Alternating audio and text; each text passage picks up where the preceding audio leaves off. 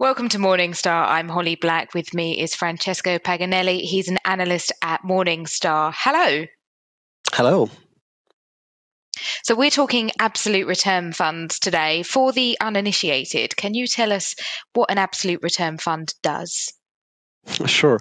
Well, absolute return is not really a term that we're very fond of because it's not perhaps very informative, but broadly speaking, these are strategies that attempt to deliver a predetermined return objective with unconstrained mandates and the ability, to go long and short different assets. So there's typically a lot of discretion in the manager's hands, and each fund family offers, perhaps its own version with different flavors, constraints, investment strategies, or risk characteristics. So there is some variety in this broad group, but in general, this fund should offer diversification benefits to investors and perform regardless of whether markets are going up or down. So supposedly, they try to offer a return stream that's more or less independent of what traditional markets like equity or credit are doing. It's easy to see the appeal of that type of fund, and they were initially very popular with investors, weren't they? Yeah, indeed. So they were one of the industry success stories, I guess, post-global financial crisis. And as mentioned, these funds were hailed as a key portfolio solution for investors looking to diversify their equity and bond exposure. So asset under management really boomed as their popularity grew over time, especially in 2015 when inflows peaked at close to 40 billion euros. But they quickly, reached a tipping point as in early 2018 when something kind of broke down. And they continued to bleed since then. In fact, the Morningstar Alternative Multi-Strategy category, which is where these funds are classified, has experienced 27 consecutive months of net redemptions through the end of August 2020. And in March alone this year, the category was hit with over 6 billion euros in outflows, which was actually the worst monthly tally in over a decade. Wow, that is considerable.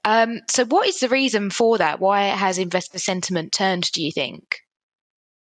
Well, surely performance has all too often really not lived up to expectations, which partly explains their downfall in a sense. So while there have been some exceptions, of course, on average, these funds have kind of failed the litmus test. So when investors most needed them, that is when traditional funds were losing money. So for instance, the average multi-strategy fund has lost around 3.5% in the last quarter of 2018 and over 7% in the first quarter of 2020. And in fact, the very average fund has underperformed a bread and butter, simple stock bond portfolio each calendar year since 2010, and that, surely took a toll. So obviously they have disappointed. Are there still some funds in this space that you like? Yes. So given what I've just said, I guess in our view, investors should be particularly cautious and selective in this space.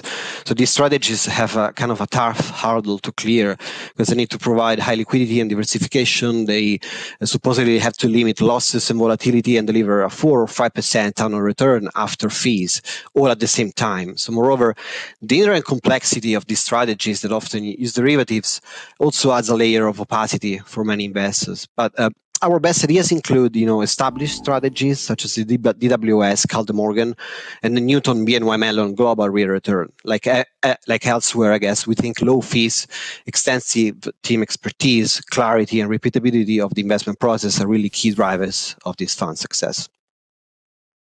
Francesco, thank you so much for your time. For Morningstar, I'm Holly Black.